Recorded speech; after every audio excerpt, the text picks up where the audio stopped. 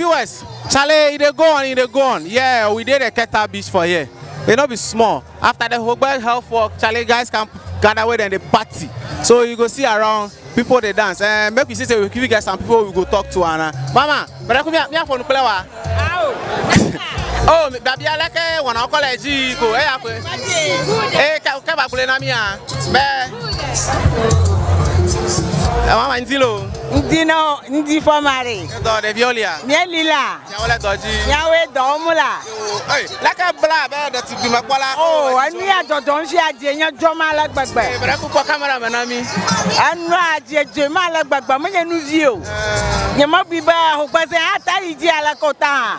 Ana aje jomi ala gbagba me nuzio. Yo camera ku ha at the health worker. Maraku madapa. Okay, ta like ejiko jore. Awo jijo makpo jijo ruga.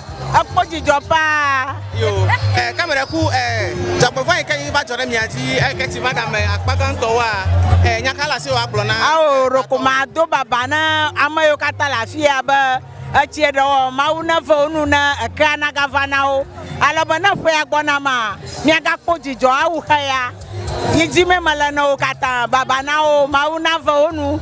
Organo sesie na patro miaga iji ala. Yo, mami akpelo for nuclear voter festival.